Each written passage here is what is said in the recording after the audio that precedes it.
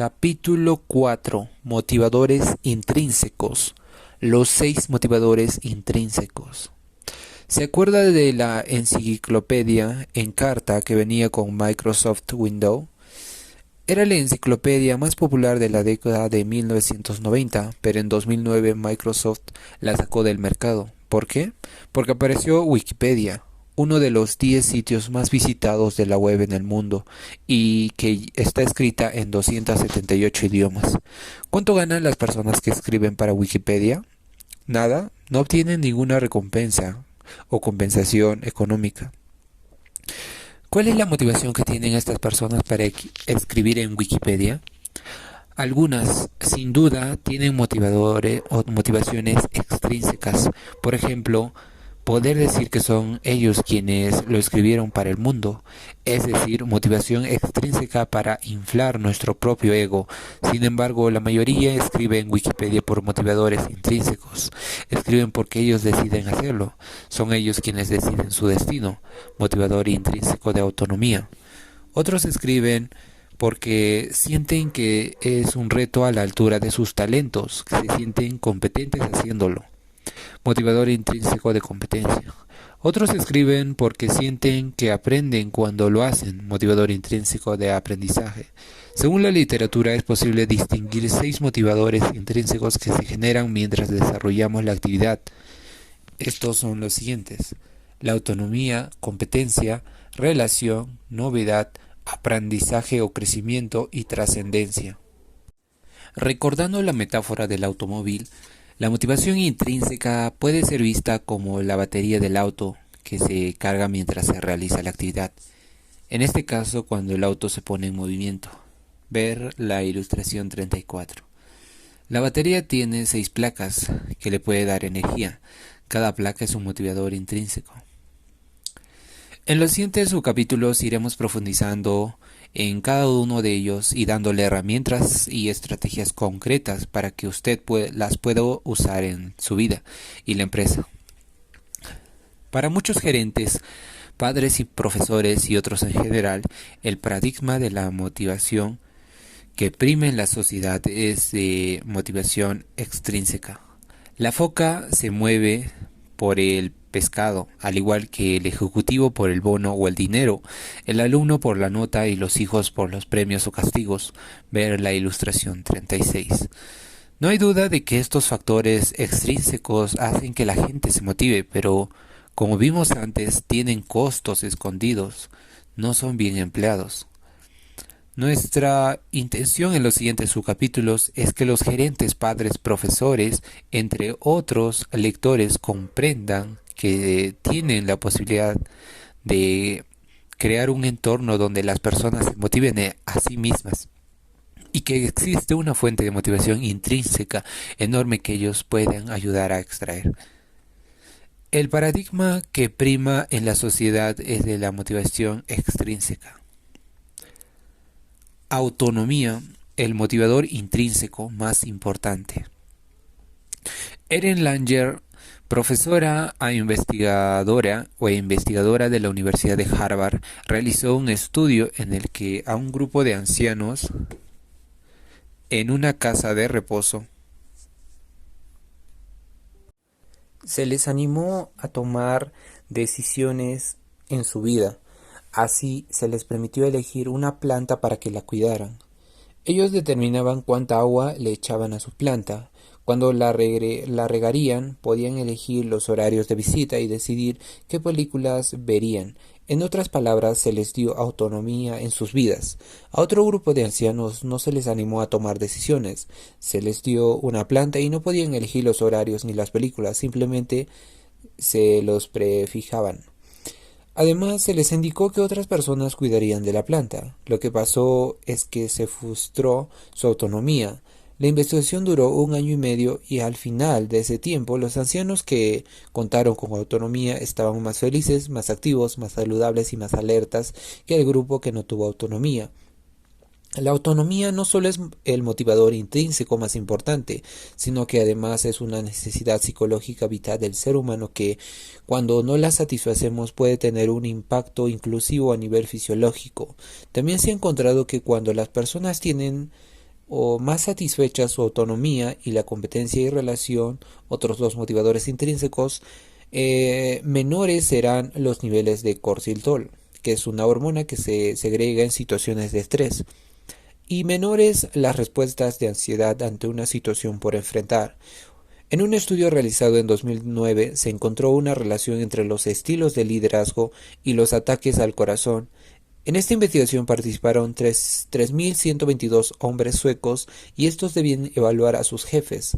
Los investigadores les hicieron seguimiento a estos hombres durante los siguientes 10 años para ver quiénes serían hospitalizados por problemas cardíacos o infartos.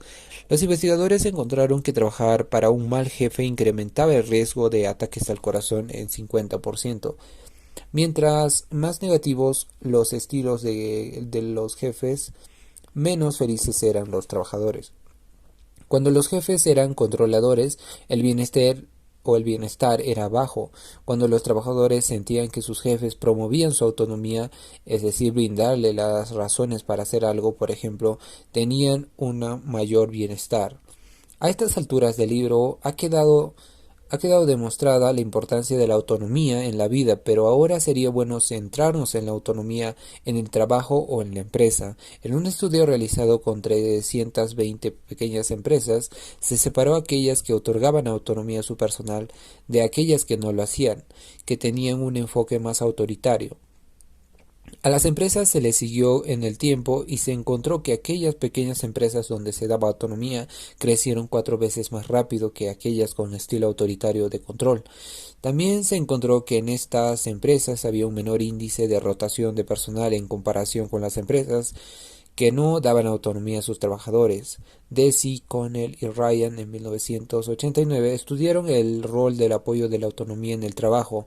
En uno de sus estudios tomaron como muestra una compañía listada en el famoso ranking Fortune 500 y encontraron que cuando los jefes de esta empresa promovían la autonomía de sus colaboradores, estos mostraban un mayor nivel de confianza en la alta gerencia y reportaban una mayor satisfacción laboral. Se sentían menos presionados y menos controlados. En un segundo estudio, los investigadores tomaron otra empresa como muestra para estudiar si era posible cambiar las conductas de los jefes hacia una conducta que fomentara la autonomía. Para esto hicieron una serie de talleres. Se encontró que sí era posible enseñar a los jefes a promover la autonomía, pero además con esto se aumentó la satisfacción laboral de sus subordinados, es decir, los cambios en los jefes tuvieron efectos hasta en sus colaboradores. Blaise y Briere encontraron que cuando los jefes eran percibidos como promotores de la autonomía, los colaboradores mostraban mayor satisfacción laboral, menor ausentismo y un mayor bienestar físico y psicológico. En otras palabras, hallaron que los trabajadores de una fábrica que sentían que su autonomía, así como la competencia y la relación, que son necesidades que veremos más adelante, estaba satisfecha, mostraban mayores actitudes positivas hacia el trabajo, mayor autoestima y mayor bienestar. En otra investigación se encontró que el 76% de los empleados estaría dispuesto a cambiar de carrera profesional a cambio de un trabajo con más autonomía y flexibilidad para realizar sus labores.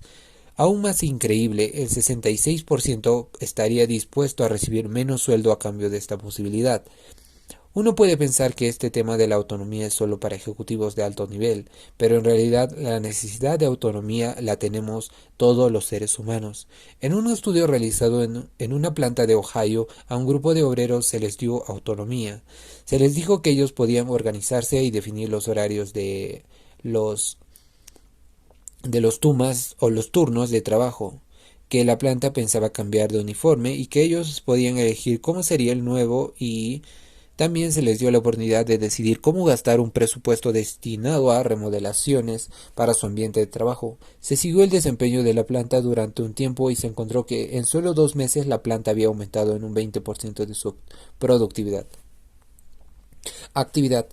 ¿Recuerde alguna oportunidad en la que no haya dado la autonomía que usted quería? Quizá cuando se enteró de que tenía que hacer un trabajo y nadie le consultó su opinión al respecto. Quizá cuando su jefe le dijo que hiciera algo en lo que usted no creía y tuvo que hacerlo. Quizá cuando sintió que usted no tenía el poder ni la capacidad de decidir nada. o alguna otra situación familiar en la que se sintió que no tenía autonomía. Recuerde cómo se sentía. ¿En qué medida eso impactó en su motivación? Haga una pausa en su lectura y reflexione sobre la pregunta. Me imagino que su respuesta fue que se sintió mal. Cuando hago este ejercicio en mis talleres con gerentes, hago esta pregunta a los participantes y siempre me responden al unísono que se sintieron mal. Luego les hago la pregunta, ¿cómo creen que se siente su propia gente cuando ustedes no les dan autonomía? Ahora la respuesta sigue siendo mal, pero muchos no responden y ponen caras de culpabilidad. Poniendo en práctica el motivador de autonomía en la empresa. Como se menciona en la cita, leer este libro no es suficiente para ser un líder o un padre más motivador. Es importante tomar la decisión de aplicar los conocimientos vertidos en él. En este subcapítulo entregaremos herramientas concretas que ayuden a los lectores a pasar de la teoría a la práctica con respecto a cómo fomentar la autonomía. Volviendo a la metáfora de la cancha de fútbol, existen 6 dimensiones que determinan el nivel de autonomía que pueden tener un empleado en la empresa. Como se muestra en la ilustración 39, estas dimensiones son los límites de la cancha de autonomía que tienen los colaboradores. El primer hexágono muestra la cancha amplia de empoderamiento de un ejecutivo que tiene buen nivel de competencia, cuyo jefe le ha delegado una serie de actividades donde decide solo. Una empresa donde existen normas y políticas claras, pero no es burocrática, con un jefe que promueve la autonomía, brinda información suficiente y donde se vive una cultura sana y de empoderamiento. El segundo hexágono, ver la parte inferior de la ilustración 39, muestra en cambio la autonomía de un ejecutivo que tiene alta competencia para estar empoderado, pero donde el resto de variables le achican la cancha hasta que le queda muy poca o nada de autonomía para trabajar. A continuación le explicamos cada una de estas variables. Nivel de competencia, habilidad, expert. Mi medida o mi metida de pata. Quisiera compartir con los lectores una metida de pata en mi vida profesional relacionada con el nivel de competencia cuando tenía el cargo de vicerrector de innovación en la UPC. Me encargaba, entre otras funciones, del área de recursos humanos. Recuerdo que había decidido desde que se fundó la universidad generar una cultura innovadora y centrada en las personas. Por ello, cuando tuve a mi cargo el área de recursos humanos, seleccioné una persona para que me ayudara en todo lo que se refería a clima y cultura. Me parecía alguien muy competente, tenía una excelente educación en temas de recursos humanos y una pasión por apoyar a las personas, pero nunca había trabajado en el tema de cultura y no conocía la UPC. Quisimos hacer un primer evento de comunicación en la universidad para transmitir información sobre los resultados, así como la estrategia a seguir a todo el personal y aprovechar este evento para formar la cultura de la empresa. Entonces le delegué el evento a esta persona, hicimos una lluvia de ideas de lo que era importante hacer y una vez que acordamos la estrategia, la empoderé. El día del evento teníamos expectativas muy altas, pero en muy poco tiempo me di cuenta de lo que no se iban a cumplir. No se hizo todo lo que acordamos y además el contenido de algunos videos no era lo que yo esperaba. Tuve quejas de algunas autoridades, perdí credibilidad y también perdí mi oportunidad de iniciar la formación de cultura como hubiese querido. ¿Quién era el culpable de esta situación? Lamentablemente yo. Cometí el error de empoderar sin ninguna supervisión a una persona nueva en la UPC, que no tenía aún las competencias para hacer un trabajo como yo lo esperaba. En realidad no había empoderado, había lanzado en medio de alta mar a una persona que apenas sabía nadar en la orilla. La conclusión de esta historia es que el primer paso para dar autonomía en la organización es entender el nivel de competencia y experiencia que tienen las personas que nos reportan. Es ridículo pensar que podemos darle la misma autonomía y sin supervisión ni apoyo a una persona recién egresada y que recién ingresa a una empresa, que a una persona que ha sido entrenada por nosotros y que tiene 5 años trabajando. Nivel de delegación. Pero lo que ocurre en muchas organizaciones es lo contrario a mi historia en la UPC. Los jefes y gerentes tienen a cargo a personas con la competencia de poder decidir solos, pero están obligadas a consultar constantemente al jefe, hasta para cosas de bajo presupuesto y de poca importancia estratégica. Hay gerentes que tienen en su gerencia profesionales de recursos humanos con mucha experiencia y competencia, pero estos gerentes son los que quieren decidir hasta qué artículos van en la canasta navideña. A continuación se presenta un formato de delegación que nos permite de forma muy práctica tener una conversación abierta con los trabajadores que nos reportan directamente para tratar de darles una cancha de autonomía más grande. El formato presenta el ejemplo de algunas actividades de un jefe de desarrollo organizacional que reporta a la gerencia de recursos humanos.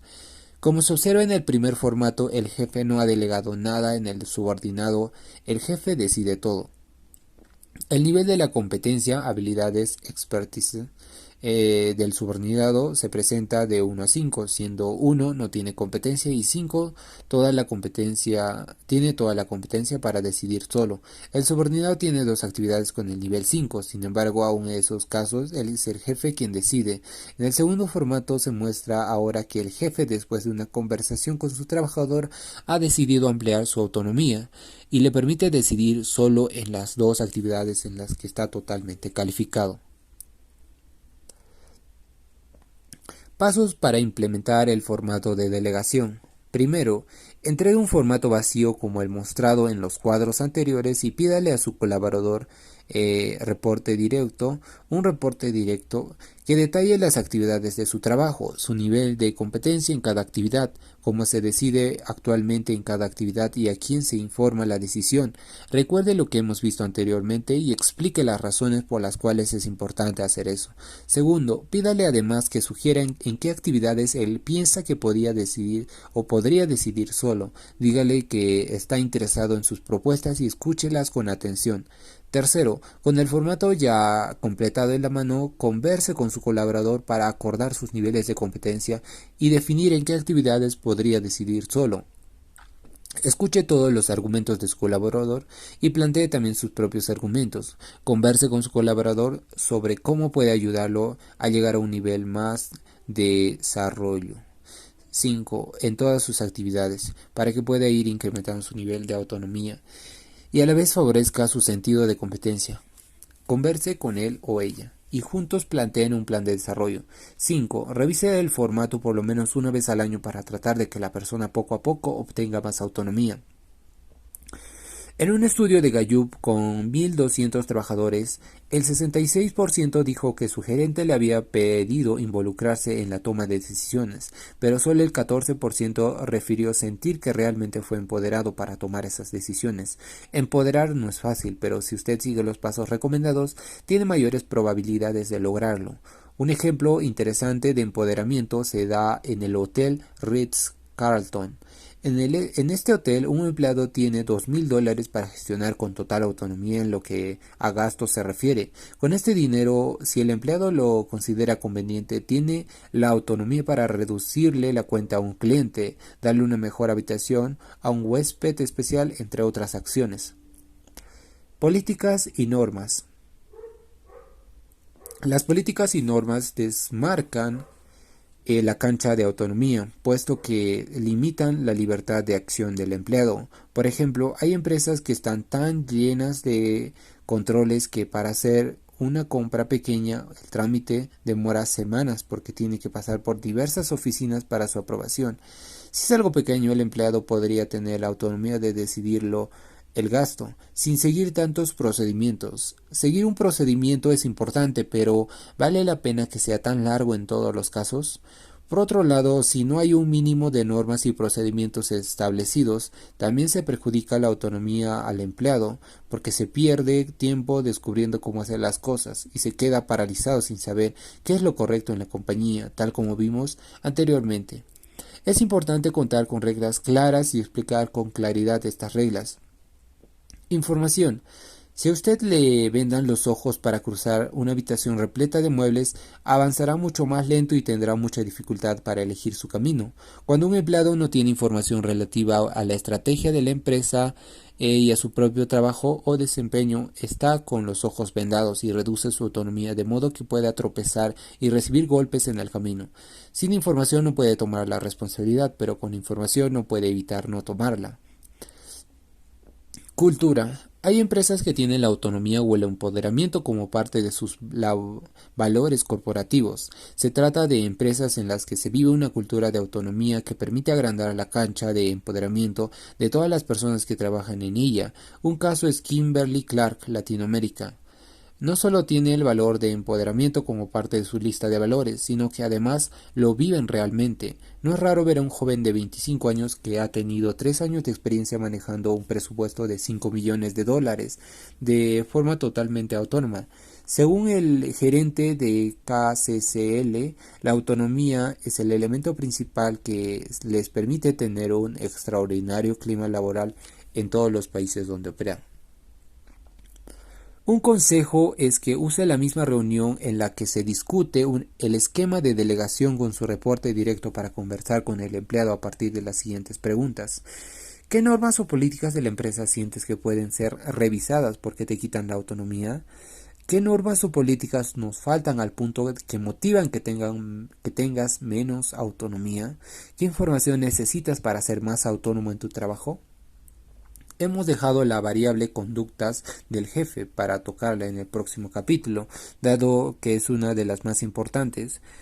Este subcapítulo está escrito desde la perspectiva de un jefe o gerente, pero las mismas prácticas y conceptos se aplican desde la perspectiva del empleado. Si usted no es jefe y siente que no tiene autonomía en su trabajo, puede hacer los formatos y buscar una reunión con su jefe para sugerirle algunos cambios en la forma de tomar las decisiones. El águila que no quería volar. Cuentan que había un rey al que le regalaron dos águilas. Cuando éstas crecieron, una de ellas volaba y la otra solo se quedaba en la rama de un árbol. El rey, preocupado, pidió consejo a muchos asesores para que le hicieran volar al águila, pero no tuvo buenos resultados. El águila seguía en la rama. Después de un tiempo vino un campesino a ofrecer su ayuda al rey. El rey lo vio mal vestido y le dijo: ¿Qué puedes hacer tú que mis asesores no hayan hecho ya para que mi águila vuele? Solo deme la oportunidad, mi rey, y yo la haré volar, respondió el campesino. El rey, que no tenía nada que perder, le dio el visto bueno. A los pocos minutos el águila de la rama estaba volando. El rey fue a preguntarle al campesino: ¿Cómo lo lograste? A lo que el campesino respondió: Muy fácil, mi rey, solo corté la rama y el águila voló. No esperemos que nuestro jefe o alguien nos corte la rama en mi oficina para que recién podamos buscar nuestra autonomía. Seamos proactivos, busquemos la autonomía en el trabajo conversando y negociando con nuestro jefe, porque tenemos el derecho a estar más motivados en nuestras vidas. Además, nos sentiremos mejor. ¿Usted es un jefe controlador o que fomenta la autonomía? Volviendo a la metáfora de la cancha de las 6 variables, en la ilustración 40 se ve una cancha reducida de autonomía por inadecuadas conductas del jefe. Conductas del jefe. A continuación describo las conductas más importantes del jefe que impactan la sensación de autonomía del subordinado. Tolerar el error honesto. Cuando le damos autonomía a una persona, existe la posibilidad de que se equivoque. La manera en la que manejamos el error determina el apetito de autonomía del subordinado. Cuando una persona se equivoca y hacemos sentir mal gritándola, maltratándola o castigándola, instalamos la siguiente creencia en la mente de la persona: el error se paga caro, tal como se muestra en la ilustración 41. Esta persona aprende que lo más seguro es dejar que el jefe tome las decisiones, autolimitarlo a su propia autonomía. Muchas veces los empleados no toman decisiones por miedo a las consecuencias negativas de tomarlas, por hacer uso de la autonomía entregada en su trabajo. Es importante que las personas sientan un entorno seguro. Promover un estilo horizontal. Cuando un jefe tiene un estilo más horizontal, es mucho más accesible y cercano a su gente que aquel que tiene un estilo jerárquico. Esta cercanía les da a los trabajadores que le reportan directamente acceso a información vital para hacer su trabajo y les permite resolver sus dudas rápidamente para seguir trabajando de forma autónoma. Cuando el jefe es jerárquico, todo es más lento, la gente tiene miedo a preguntar y cuestionar, lo cual afecta la sensación de autonomía de las personas. Preguntar y escuchar más y hablar menos. En cada contacto con la gente que trabaja con nosotros tenemos la posibilidad de fomentar la autonomía o fomentar el control. Si un colaborador viene y nos pregunta, por ejemplo, jefe, un cliente se ha quejado de nuestro servicio y nos pide una compensación, ¿qué hago? Usted puede decidir lo que tiene que hacer o puede preguntarle, ¿qué harías tú? Como jefe, decirles a los subordinados lo que tienen que hacer tiene sus premios, pues nos sentimos inteligentes con poder y control de la situación. Es un premio para nuestro ego. Pero preguntarle a los colaboradores o subordinados qué es lo que harían en una determinada situación los ayuda a crecer, a elegir sus propias respuestas y los prepara para actuar con mayor autonomía en el futuro. Puede que esto no esté de acuerdo con la respuesta, pero el solo hecho de pedirle su opinión genera una mayor sensación de autonomía. Luego usted puede reflexionar con él sobre posibles soluciones hasta encontrar la mejor. Quizá esto puede tomar más tiempo ahora, pero como jefe está realizando una excelente inversión para el futuro. Por ejemplo, el presidente de una empresa de papel en Estados Unidos que tiene cientos de empleados tiene una reunión con cada empleado una vez al año y cada reunión dura 20 minutos. El presidente invierte 170 horas al año en esta actividad. Él no lo ve como un gasto, sino como una inversión. Involucrar a las personas que serán afectadas por la decisión. Uno de los peores ladrones de la autonomía es cuando nos enteramos por terceros de que alguien tomó una decisión relacionada con nuestra área y no nos consultó.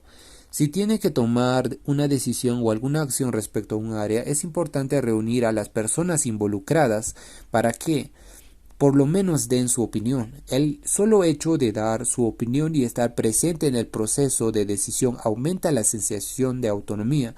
Por ejemplo, en los momentos más ocupados del año, los ejecutivos de alta gerencia de la empresa Cigna Group en Estados Unidos empujan personalmente el carrito de café con pastelillos para todas las personas que atienden al cliente mientras sirven. Los ejecutivos les dan palabras de ánimo a sus colaboradores y escuchan sus propuestas para que la empresa mejore. El hecho de que la alta gerencia se remangue las manos y empuje personalmente un carrito de café es muy importante, porque además de escuchar las oportunidades de mejora, envía varios mensajes. Somos una empresa horizontal, todos somos iguales, escuchamos las opiniones de nuestro personal, entre otros. Todos estos mensajes ayudan el motivador de la autonomía. Nos sentimos autónomos cuando nos escuchan, además que el gerente general venga a nuestro sitio, nos transmite que somos importantes y que nuestra opinión cuenta. Otro caso similar es el de Herb Kelleher, quien fue CEO de Southwest Airlines. Cada vez que él se encontraba viajando en uno de sus aviones se dedicaba a ayudar a las aeromosas a hacer su trabajo. Al hacer esta labor, Kelleher empatizaba con el trabajo de las aeromosas, se involucraba personalmente con el trabajo que ellas realizaban, ayudando a promover la autonomía, pues estaba viendo las cosas desde la perspectiva de sus trabajadores. Evite la microgerencia. Hay muchas causas que pueden originar la microgerencia. 1. El excesivo perfeccionismo. Consiste en que el jefe no tolere el más mínimo error y se involucre en cada detalle para garantizar la perfección. Un problema de ego. Esto induce al jefe a decidir hasta el más pequeño detalle porque se considera el más capaz, el más inteligente, el más trabajador, etc. Un tema de temperamento. Hay jefes que por su temperamento son muy buenos manejando el detalle. Es su talento. Como les gusta tanto el detalle, hacen microgerencia por el placer de usar su talento.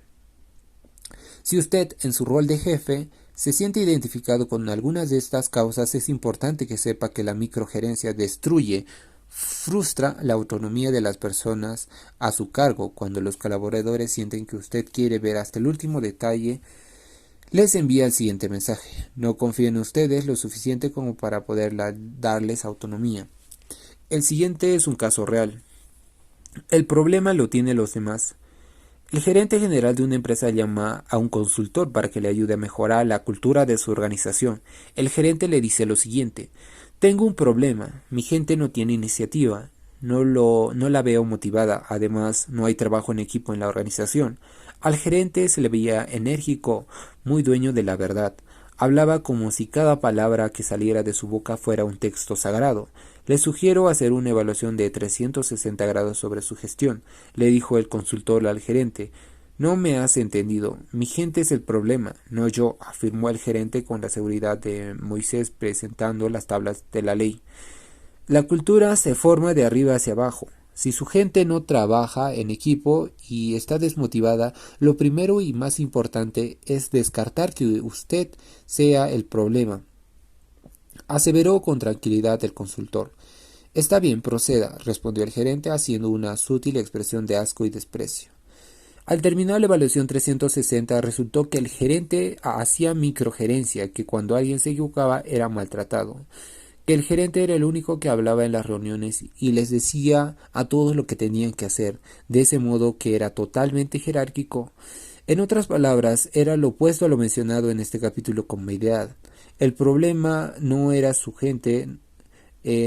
su gente no tuviera iniciativa, sino que él le había frustrado con sus conductas. La gente no trabaja en equipo porque él era el que decidía todo. ¿Qué sentido tiene trabajar en un equipo si al final él lo decide todo? Cuando el consultor le presentó los resultados fue una sorpresa total para el gerente. Nunca le habían dicho a esa persona que el problema lo tenía él. Intentó negarlo, pero la evidencia hablaba por sí sola. Al final aceptó que era su problema y se puso a trabajar en sí mismo para cambiar. Casos exitosos de fomento de la autonomía en la empresa. El control logra la aceptación, la autonomía logra la motivación. Las personas están buscando mucho más que un salario, están buscando que los traten como seres humanos. Esto puede sonar obvio, pero muchos empleadores todavía no lo entienden. Hay empresas que están convencidas de que la autonomía produce tan buenos resultados que han cambiado paradigmas en la forma de trabajar. Una de ellas es la empresa Google, la cual ha establecido la política del 20% para sus ingenieros de software.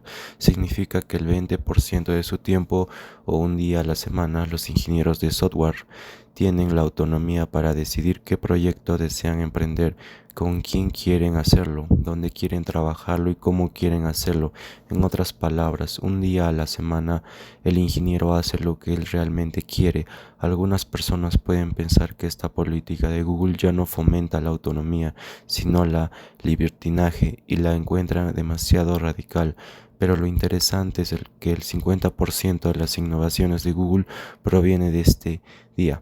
Cuando la persona se siente autónoma, se siente muy motivada, llena de emociones positivas, y eso ayuda a fomentar la innovación.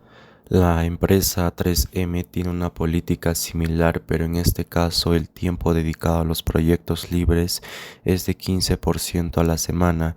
En su libro, Cali Yesler y Jody Thompson presentan la metodología de Rowe, que en castellano se traduciría como ambiente de trabajo solo de resultados. El concepto de Rowe se basa en los siguientes principios que fomentan la autonomía. 1. Cada persona puede hacer lo que quiera en la medida en que logre los resultados a los que se compromete. 2. Cada persona tiene total autonomía y control en el manejo de su tiempo en la medida que cumpla los resultados. No se paga por tiempo, se paga por resultados. En mis consultorías de cultura organizacional encuentro una creencia compartida en la mayoría de empresas: el que se queda más tiempo en la empresa es el más comprometido, o si te vas temprano eres un flojo. Estas creencias hacen que la gente se quede hasta más tarde, no porque lo necesita para cumplir sus resultados, sino porque quiere cuidar su imagen en la organización, es decir, por motivación extrínseca. Lo que plantea la metodología Rowe es medir a las personas no por el tiempo que se quedan calentando el asiento, sino por su aporte a los resultados comprometidos. Ellos tienen toda la flexibilidad de su tiempo en la medida en que trabajan en equipo y cumplan con los procedimientos de la empresa. Es decir, hay ciertas pautas que trazan la cancha. Los supuestos, creencias compartidas por los trabajadores de una empresa que rompe la metodología Rowe son: el trabajo ocurre de 9 de la mañana a 6 de la tarde en la oficina. Los resultados son proporcionales al tiempo que uno permanece en la oficina. La gente que trabaja más horas logra mejores resultados. Estar presente en la oficina es fundamental para trabajar en equipo.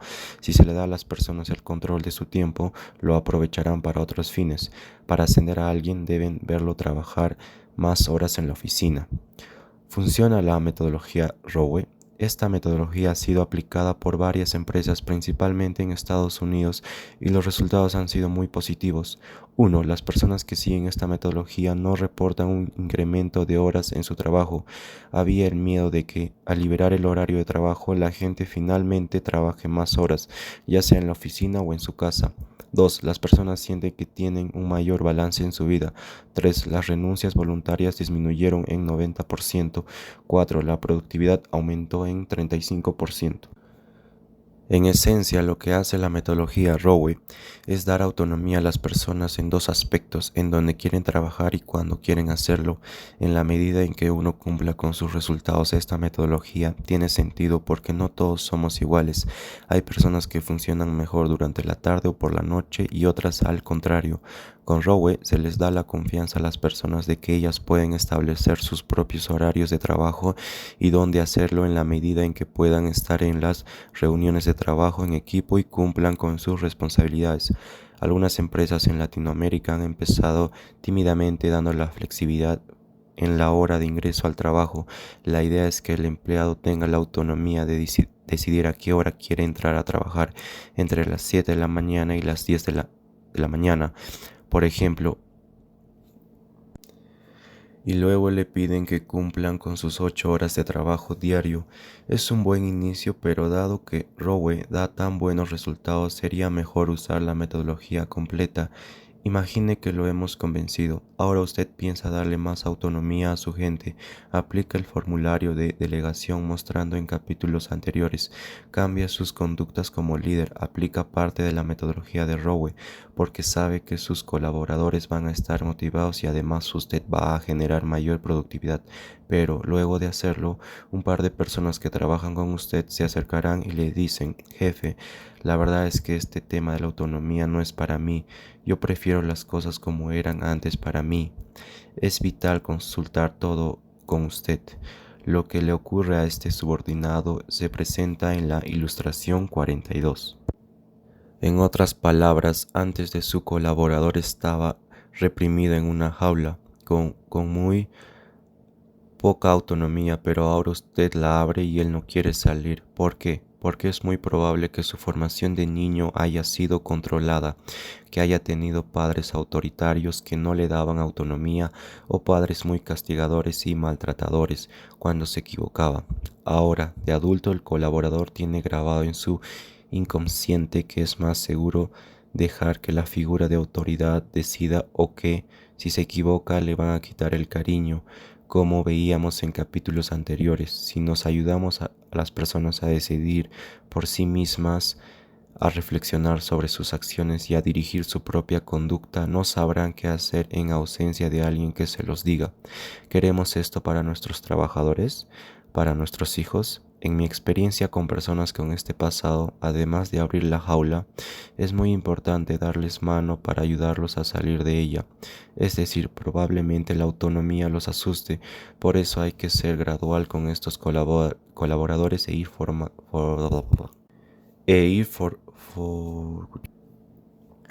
fomentando su autonomía poco a poco, que vayan sintiendo que son ellos quienes van decidiendo su destino, que son ellos quienes guían su actuación. Al final se beneficiarán de tener autonomía y se darán cuenta de que en el pasado estuvieron viviendo totalmente controlados. Ray. En la película Ray, que cubre la historia real del músico Ray Charles, quien a los 7 años perdió la vista. Hay una escena que ilustra un punto importante respecto a la autonomía. La escena ocurre después de que el personaje pierda la visión. Ray entra a la casa donde está su mamá y tropieza con una silla. Cae y empieza a llorar y a gritar: «Mamá, mamá, ayúdame, mamá, ayúdame, te necesito». La mamá está en la casa, ve a su hijo ciego llorando, pero decide quedarse parada, viéndolo con una expresión de sufrimiento y dolor. Ray deja de llorar después de un momento y se para. Luego empieza a escucha una vaca pasando por las afueras de la casa, escucha la tetera hirviendo en la cocina y luego se dirige hacia el comedor tocando los ladrillos de la pared, escucha la leña ardiendo en la chimenea, se acerca y cuando va a tocarla saca la mano justo antes de quemarse, pues siente el calor intenso. La mamá está observando todo en un rostro de dureza que esconde un profundo dolor. Luego Ray escucha un pequeño grillo que hace un sonido prácticamente indistinguible. Se agacha y solo con el sonido intenta atrapar el grillo. Después de varios intentos lo atrapa y sorprende a la mamá, que estaba a solo 2 metros de él. Seguidamente el niño se pone de pie y le dice a su madre: «Yo también te puedo escuchar a ti, mamá. Tú estás aquí mismo». En ese momento una lágrima disuelve la dureza en el rostro de la madre, que va y abraza a su hijo. La pregunta para los lectores es: ¿la mamá estaba formando autonomía o independencia? Haga una pausa en su lectura y reflexione sobre el tema. Hemos definido la autonomía como la posibilidad de elegir nuestras propias conductas. Independencia es hacer las cosas por uno mismo, sin depender de terceros. En la escena, la madre estaba fomentando independencia más que autonomía. Es importante hacer la diferencia entre ambos conceptos porque no son lo mismo, y cuando nos referimos a la autonomía en este libro nos referimos a que uno puede elegir y decidir voluntariamente sus propias conductas. Por ejemplo, una persona puede ser autónoma en su trabajo y en muchos aspectos de su vida, pero no independiente, al menos económicamente, porque todavía es mantenida por sus padres. Evaluando su aprendizaje en el fomento de la autonomía. La autonomía implica asumir la responsabilidad de nuestros fracasos y asumir el crédito de nuestros éxitos. A continuación se pondrá un ejemplo de una situación que puede ser empleada para evaluar qué tanto un jefe fomenta la autonomía o el control con su personal. En esta oportunidad plantearemos una situación para que usted ponga en práctica todo lo aprendido hasta el momento. Se le presentará una situación laboral y las posibles maneras de actuar frente a esa situación. Se le preguntará qué tan apropiado resulta para usted responder de la manera que se indica en cada caso. Quizá la situación no se presente en su lugar de trabajo, pero trate de imaginar cómo respondería en una situación similar. Por favor, sea totalmente sincero en su respuesta. Utilice la siguiente escala para colocarle un puntaje a cada opción de respuesta según su criterio. Miguel trabaja en una compañía como asistente de marketing y tiene varios años en la empresa. Generalmente ha logrado cumplir con expectativas que se tiene de él para realizar su trabajo y en su área también se han logrado los resultados esperados. Sin embargo, en las últimas 2 semanas se le ve preocupado, desganado. Si bien ha estado realizando y cumpliendo con su trabajo como suele hacerlo, en estos últimos días se observa que ha participado menos que antes en las reuniones de lluvias de ideas para las nuevas campañas. ¿Cuál es la acción que usted como jefe de Miguel considera más apropiada? Recuerde que la idea es promover la autonomía de Miguel. 1. Hablar con Miguel y advertirle que debe mantenerse activo en su trabajo y participar más en la creación de las campañas. 2. Hablar con Miguel, preguntarle qué le sucede y tratar de ayudarlo a resolver la causa de su desgano. 3. Advertirle que, si continúa así, podrían tomar algunas medidas en su contra. 4. Reunirse con él para hacerle ver cómo su rendimiento ha ido decayendo y mostrándole cómo su falta de participación es evidente en comparación en otros compañeros de su área. Al compararlo con los otros compañeros podrá observar que los otros participan y contribuyen mucho más en las reuniones de lluvias de ideas y que él se está quedando atrás. Deténgase un momento y piense cuál de las opciones eligió como más adecuada. La opción número 2 es un comportamiento que apoya la autonomía de la persona. Si eligió las opciones 1, 3 o 4, deténganse un momento a reflexionar cómo estos comportamientos presionan a la persona y frustran su autonomía. La respuesta que promueve la autonomía es la 2. En primer lugar, le pide que le cuente su versión de los hechos. Es posible que exista un motivo que nosotros desconozcamos. También al preguntarle su opinión lo valida como persona, pues le hacen sentir que sus opiniones cuentan y fomenta así su autonomía. ¿Hace deportes porque quiere o porque debe? La diferencia entre quién eres y quién quieres ser es aquello que haces. ¿Cuántas veces le ha pasado que se ha comprometido con usted mismo a hacer una dieta, comer saludable o hacer ejercicios y luego se ha fallado a sí mismo? Imaginemos que más de una vez, quizá lo que le ha faltado es tener la motivación correcta. Muchas personas inician dietas o empiezan a hacer deportes por motivaciones extrínsecas, como no me gusta que me vean gordo, gorda, controlado por lo que piensan los demás. No entro en mis pantalones o mi vestido, controlado por una meta. Si sigo comiendo así, me dará un infarto o diabetes, controlado por el miedo a las consecuencias. Todos hacen deportes, yo también debería, controlado por la presión social, voy a hacer deporte porque es lo que quiere mi padre o mi pareja, controlado por terceros. Las motivaciones extrínsecas, como hemos mencionado anteriormente, son motivadores de menor calidad que las motivaciones intrínsecas. Es probable que nos ayuden a iniciar un cambio de hábitos, pero será difícil que esta motivación funcione en el largo plazo, sobre todo si nos aburre la actividad. En una investigación se tomó como muestra un grupo de 136 participantes de edades entre 40 y 55 años y se evaluó el tipo de motivación que tenían para bajar de peso. Un grupo tenía motivaciones extrínsecas como las mencionadas anteriormente y otro grupo tenía motivaciones intrínsecas como quiero hacer dieta para sentirme bien conmigo mismo o quiero hacer dieta porque es importante para mi salud. Luego se les ofreció un programa gratuito de reducción de peso. Se encontró que en el corto plazo ambos grupos trabajaron y bajaron de peso. Sin embargo, solo aquellos que estaban motivados intrínsecamente mantuvieron la dieta a largo plazo.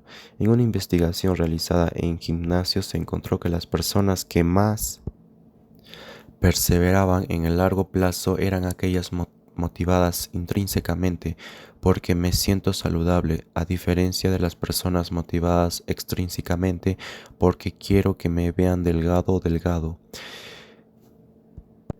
o delgada. Pero, ¿qué ocurre cuando nos aburre o nos da flojera o no entendemos la importancia de hacer deportes o comer saludablemente? En este caso podría intentar el uso de un motivador extrínseco, porque existe la posibilidad de que después de un tiempo de prueba realizando la actividad comprendamos la importancia o hasta nos guste hacerla. En el caso presentado a continuación es un ejemplo de esto. A veces una estrategia de control puede funcionar. Darío, el papá de Ariana, era una persona muy deportista y quería que su hija practicara deportes desde niña, pero Ariana era una persona con poca motricidad, algo floja y no le gustaba hacer deportes. Su padre la hizo probar todos los deportes, pero Ariana terminaba dejándolos. Darío había sido campeón de esquí y decidió que su hija sí o sí tenía que hacer deporte. En ese momento le quitó autonomía a Ariana y le dijo: tú vas a hacer esquí conmigo todas las semanas en verano y en invierno. Ariana reclamó, protestó, pero su padre la obligó a punta de castigos si no lo hacía. Ariana era una chica bastante dócil, con el tiempo aceptó hacer esquí, pero era lo que su padre esperaba de ella. A pesar de que iba a esquiar, sus protestas contra el deporte duraban media hora intentando convencer a su padre de que no la llevara. Pasaron 3 años en ese plan hasta que Ariana fue creciendo, aprendiendo más el deporte y empezó a gustarle. Ya no se quejaba cuando iba, hasta en invierno con frío. Ariana se sentía muy competente esquiando y disfrutaba el deporte y ahora ella la que le decía a su padre para ir a practicarlo. Si analizamos la estrategia del papá de Ariana, en el primer caso empleó la motivación extrínseca externa por incentivos, castigos, es decir, la obligó a hacer deportes e incluso recurrió al castigo. Más adelante, Ariana empezó a practicar esquí porque era lo que esperaban de ella. Esta era una motivación introyectada. Luego de 3 años en los que Ariana se fue volviendo cada vez más competente, empezó a disfrutar el esquí y entonces su motivación fue intrínseca. Sí, nuevamente la ilustración de la escalera, ilustración 43 que se muestra a continuación. Es importante recordar que no tenemos que pasar por todos los escalones. Podemos venir corriendo y saltar de frente hasta el tercer o cuarto escalón. Motivación extrínseca o identificada o motivación intrínseca, las cuales son de mejor calidad. El motivador de competencia. El tiempo, las preocupaciones y el estrés desaparecen cuando uno tiene la fortuna de trabajar en un reto a la altura de sus talentos. Actividad. En mis talleres muestro una foto como la que se muestra en la ilustración 44 y les pido a los participantes que por favor hagan un dibujo de la foto lo más aproximado a la realidad. Haga una pausa en la lectura e intente hacer su dibujo aunque sienta que no es bueno dibujando. Con este ejercicio muchos participantes sufren, los veo esforzarse, pero sus dibujos distan mucho de la fotografía. Estas personas no disfrutan el ejercicio, más bien lo odian, se les ve ansiosos porque les he pedido un reto que está muy lejano a sus talentos. La ilustración 45 muestra un ejemplo de lo que dibuja este grupo. Otros participantes, en cambio, sí lo disfrutan, los veo dibujando con cierta destreza y haciendo un dibujo bastante bueno, se les ve felices, realizando un reto a la altura de sus talentos. La ilustración 46 muestra un ejemplo de lo que dibuja este grupo. Finalmente se le pidiera a un pintor consagrado a hacer una pintura de la foto, lo más probable es que se aburra haciéndola, quizá para que sea algo entretenido. El pintor consagrado tendría que aumentar su nivel de desafío y pintar, por ejemplo, usando una sola mano o pintar con un ojo cerrado. Lo que ocurrió con los dibujos se puede explicar con el cuadro de flujo de óptimo del doctor Milali. Lo que plantea es que cuando tenemos un reto demasiado grande para nuestros talentos, entramos en la zona de ansiedad como lo hizo el primer grupo. Nos sentimos frustrados, tensos, incompetentes. Por otro lado, si hacemos frente a un reto pequeño, tenemos mucho talento, entramos a la zona de aburrimiento. Esto le podría pasar a un pintor consagrado que ha hecho miles de retratos al que se le pide un dibujo de la foto. Pero las personas que sentían que el reto estaba a la altura de sus talentos estaban en la franja de flujo óptimo, estaban en un momento donde el tiempo vuela, donde las personas se sienten competentes y disfrutan el reto que se sienten capaces de alcanzar. Estas personas son las del segundo grupo, estas eran las personas realmente motivadas. Podemos hacer un ejemplo similar con el deporte. Imagine que usted tiene su equipo de fútbol y que son bastante buenos, pues han ganado varios campeonatos. Imagine que en un partido amistoso le toca jugar con otro equipo que juega fútbol muy mal, ya que van ganando 10-0. Al comienzo se emocionó por el primer gol, pero ya al 10.º gol casi ni festejaban, pues ya les daba vergüenza seguir jugando. El partido se tornó aburrido porque tuvo un reto que no estaba a la altura de sus talentos. Ahora imaginen la figura contraria. Le toca jugar contra un equipo totalmente superior a ustedes. El equipo contrario mete el gol y su equipo sigue poniendo fuerza, pero ya cuando les van ganando 6-0, ve que cuando van a poder voltear el partido, su equipo sigue jugando tensamente, intentando no hacer un papelón. Ahora ya no es aburrimiento, es ansiedad, es tensión. Tiene un reto demasiado elevado para los talentos de su equipo. Ahora imagine que le toca un equipo de su nivel o quizá ligeramente superior. El marcador va 1-1 y su equipo está totalmente involucrado con el partido. Cualquiera puede ganar. En ese momento el equipo entra en flujo óptimo, se siente competente y se motiva para seguir luchando. Su equipo encontró un reto a la altura de sus talentos. Cuando las personas trabajan en un reto a la altura de sus talentos, satisfacen su necesidad de competencia. Todos tenemos el deseo de sentirnos efectivos cuando interactuamos con nuestro entorno y aplicamos nuestros talentos a los retos del trabajo. El problema es que es pequeño el porcentaje de personas que tienen la oportunidad de hacerlo. En un estudio se encontró que solo 17% de personas aplican sus talentos en el trabajo la mayor parte del día. Existen varias causas. La primera es que muchos jóvenes estudian su carrera por las razones equivocadas y luego cuando trabajan en ella esto no se alinea con sus talentos. Algunos escogen una profesión por recomendación de sus padres, otros la escogen porque es la carrera que siguen a sus amigos y otros lo hacen porque se imaginan que esa carrera les dará dinero. Pero para poder disfrutar nuestra carrera es importante elegir una alineada con nuestros propios talentos. Se trata de la diferencia entre estar motivado, disfrutar los estudios y luego disfrutar el trabajo, versus vivir 5 años de forma miserable y aburrida, obligándonos a estudiar y luego no encontrar motivación en el trabajo, que ocupa gran parte de nuestras vidas. La otra causa de que tan pocas personas trabajan en sus talentos es que los jefes y los subordinados no tienen estos conceptos en su radar, no conocen cuáles son sus talentos y no ubican a las personas en retos de trabajo que están alineados con ellos. ¿Cómo encontrar nuestros talentos? Si hace una búsqueda en Google, encontrará muchas evaluaciones que prometen determinar sus talentos. Existen herramientas como el Myers-Briggs vía Survey, entre otras, que les pueden dar una aproximación. Una manera de definir el talento es como una capacidad que nos emerge de forma natural y que nos permite destacar. Así puede decirse que una persona es talentosa cuando muestra una actitud y un resultado destacado en una área o campo académico, como la música, la plástica, la literatura, las ciencias, entre otros. Los talentos tienen una base genética y también se relacionan con nuestra crianza temprana.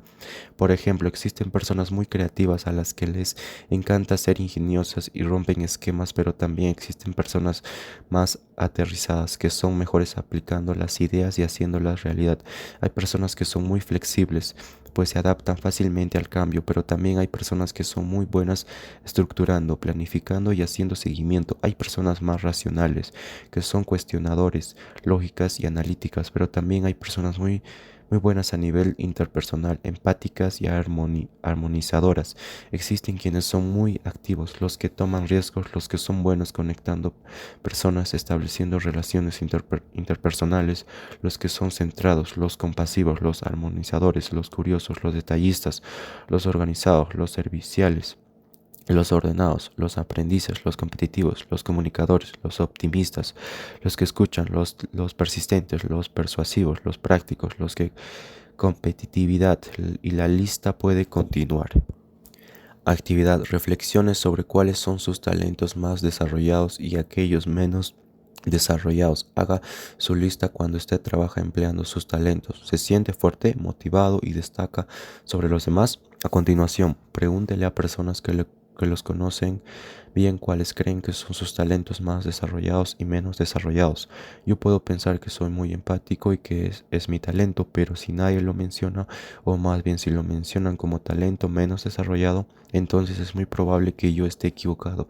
Es importante que personas que nos conocen validen nuestros talentos. Otros investigadores sugieren lo siguiente y quizá prefiera seguir esta opción.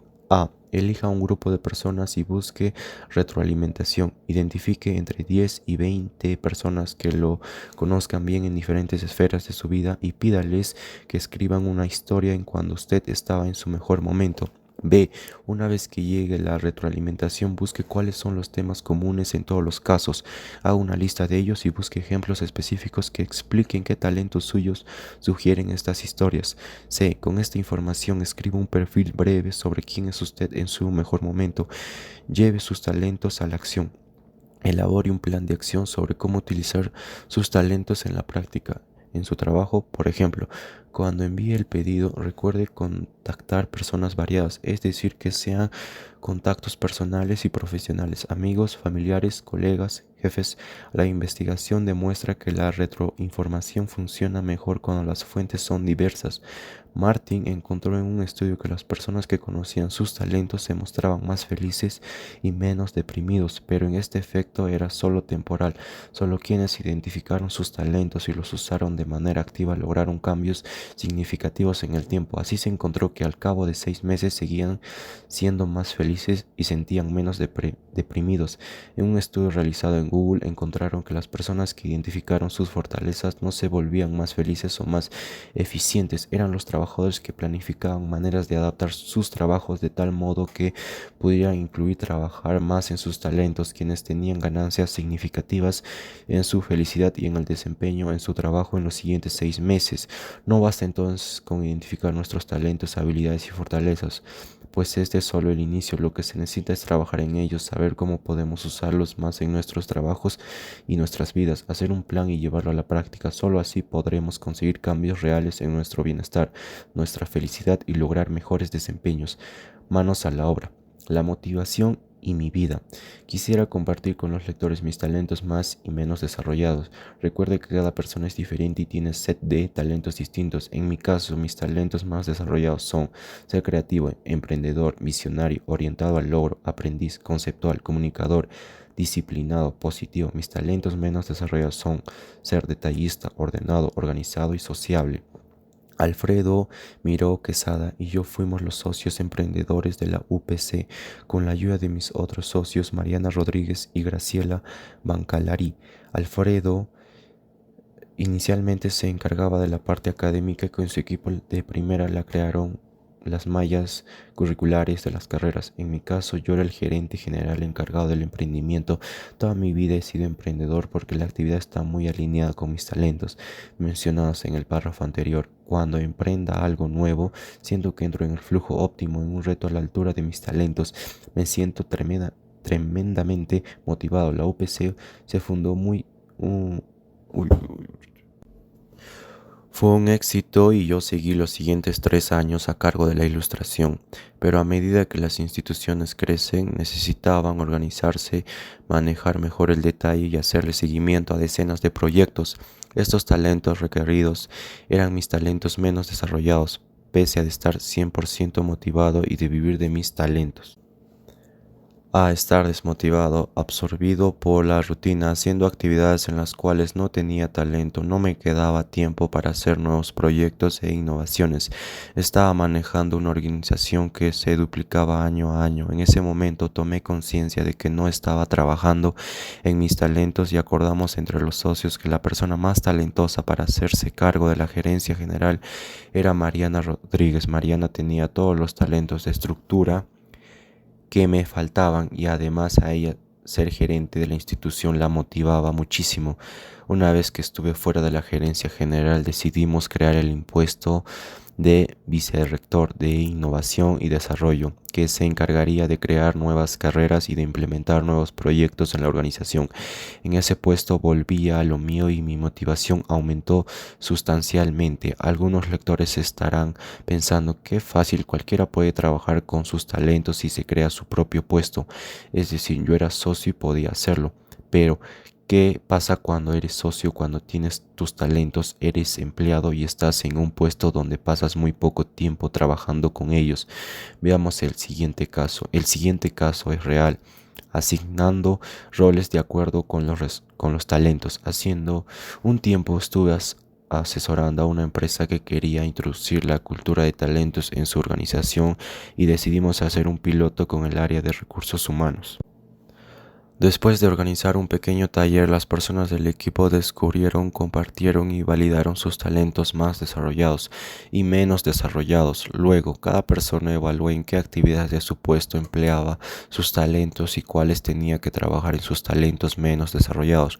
Resulta que había un ejecutivo que, entre otras tareas, estaba encargado de hacer los eventos de recursos humanos. Él era una persona muy creativa, sociable, ingeniosa, positiva, con sentido del humor, espontáneo y flexible. Los eventos de recursos humanos parecían obras de teatro, eran muy divertidos y con muchas sorpresas, pero siempre se excedían en costos, se complementaban a último minuto y la planificación y la organización eran un desastre. Esto ocurría porque sus talentos menos desarrollados eran precisamente la planificación, la organización, el detalle, entre otros. En el mismo equipo, la persona que se encargaba de ver los temas de gestión del talento tenía a su cargo la elaboración de la revista interna de la empresa. Esta persona era lo opuesto al primer ejecutivo. Esta persona era ordenada, planificada, estructurada, disciplinada, pero sus talentos menos desarrollados estaban relacionados con la creatividad. Cuando esta persona hacía la revista salía con anticipación, tenía el presupuesto con todos los requisitos, pero el contenido era muy poco creativo. En la reunión se decidió cambiar algunas de las funciones de los puestos. A la persona creativa se le pidió encargarse de la parte creativa de recursos humanos. Ahora tenía a su cargo la parte creativa de los eventos de la revista, entre otros, y el segundo, que era más ejecutivo, tenía ahora a su cargo la ejecución de los eventos y de la revista. Con este cambio de funciones, no solo las personas estuvieron más motivadas en sus actividades porque trabajaban más tiempo en sus talentos, sino que además en recursos humanos se tenía más creatividad y se hacían las cosas con anticipación y dentro del presupuesto. Si usted es jefe, nuestro consejo es hacerle algo parecido al último caso mencionado. Reúna a su gente y tenga una conversación sobre los talentos de su equipo, los más desarrollados y los menos desarrollados. Luego puede plantear las siguientes preguntas. 1. ¿En qué medida usa sus talentos en el trabajo? Si tuviera que estimar un porcentaje del tiempo que pasa en sus talentos, ¿cuál sería? 2. ¿Qué actividades de su trabajo usted siente que no están alineadas con sus talentos? 3. ¿Puede encontrar alguna persona en el equipo con quien podría intercambiar actividades de tal forma que ambos salgan beneficiados? 4. ¿En qué medida se siente que su trabajo le ofrece un reto a la altura de sus talentos? ¿Se siente que el reto no es suficiente? ¿Qué otras actividades podría hacer para que el reto aumente? 5. Con la ayuda de estas preguntas, elabore un plan de acción. Si usted es subordinado, reflexione sobre sus talentos y sobre las preguntas sugeridas para la reunión de equipo. Si puede sugerir un cambio que beneficie a todo el equipo, converse con las personas involucradas, busque una reunión con su jefe para conversar sobre el tema, presente sus talentos y haga las sugerencias sobre su plan de acción.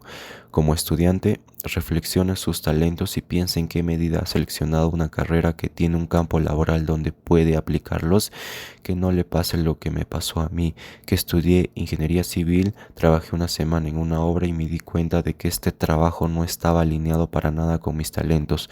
Conversé con su decano o director de la carrera, explore los campos laborales que le ofrece y vea si estos encajan con sus talentos. Como padre, muchos padres quieren que sus hijos sigan la carrera que a ellos les hubiera gustado seguir o que sigan una carrera con las que puedan ganar buen dinero. Son pocos aquellos padres que tienen una discusión sobre talentos con su hijo y lo apoyan fomentando su autonomía para que él o ella escoja una carrera alineada con ellos.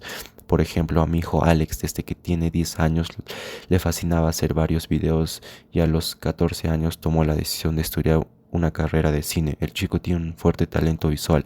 A diferencia de otros, él piensa visualmente y explica visualmente sus ideas. A los 15 años hizo un cortometraje de 15 minutos de nivel universitario que ganó premios. Mi hijo inicialmente no quería seguir esta carrera, sino más bien administración, porque quería ganar dinero rápidamente. Cuando tomó su decisión de estudiar cine, lo apoyé, pero sí le hice ver que estaba escogiendo una profesión en la que pocos tienen éxito, una carrera donde generar ingresos le iba a costar más tiempo.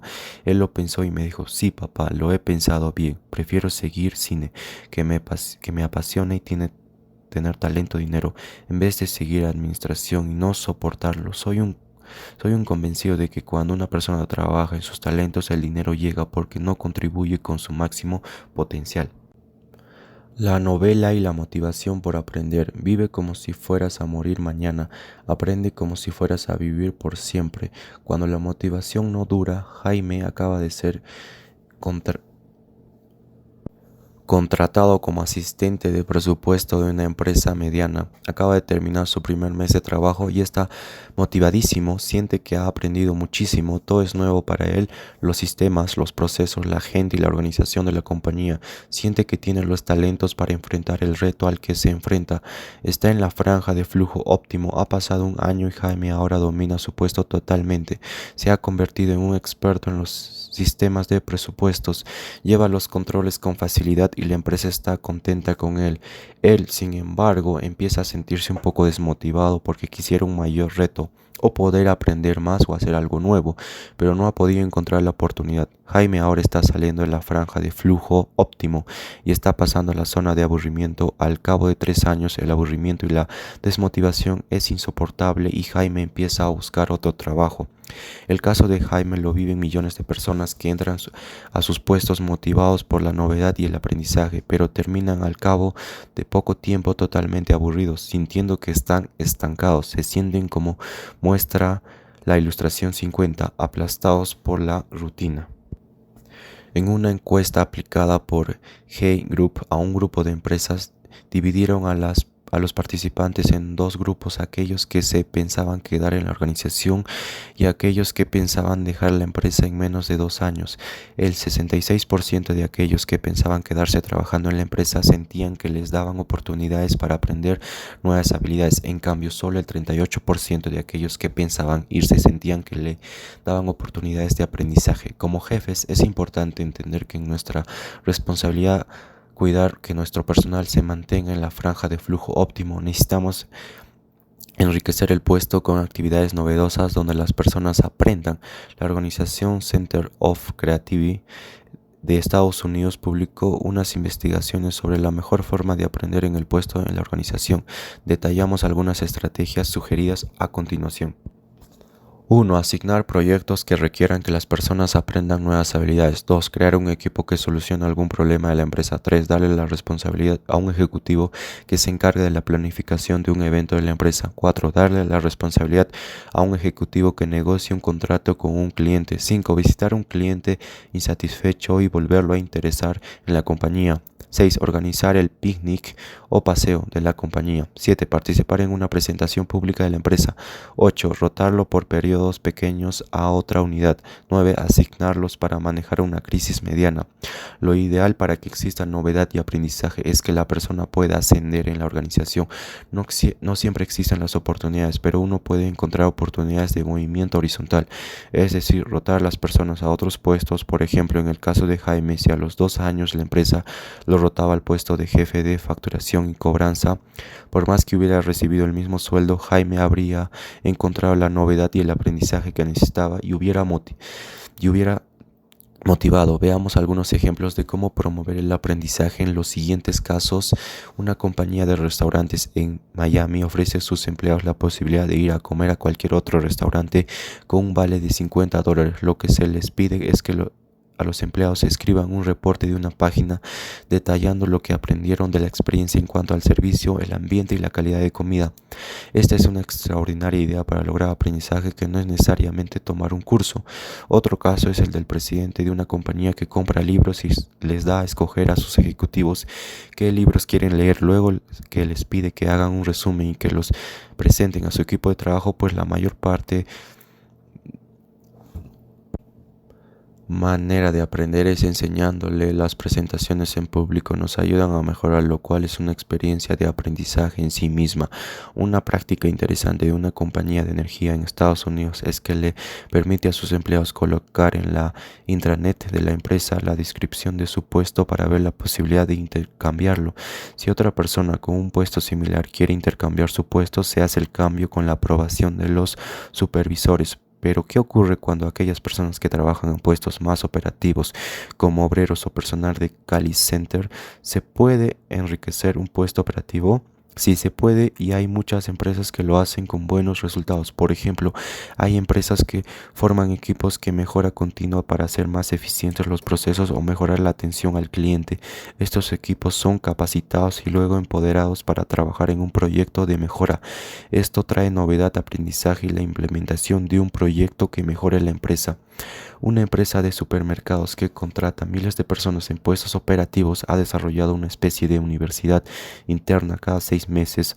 A las personas más comprometidas se les capacita gratuitamente en un curso para prepararlos para ascender a supervisor. Además, a las personas se les rota en todos los puestos del supermercado, inclusive en las cajas. De esta manera no solo les brindan aprendizaje y novedad a sus puestos, sino que el supermercado puede ubicar a las personas de acuerdo con la demanda de atención. Si usted se encuentra estancado en una empresa sin novedad y aprendizaje en su puesto, tome las sugerencias de este capítulo y propóngale a su jefe alguna estrategia.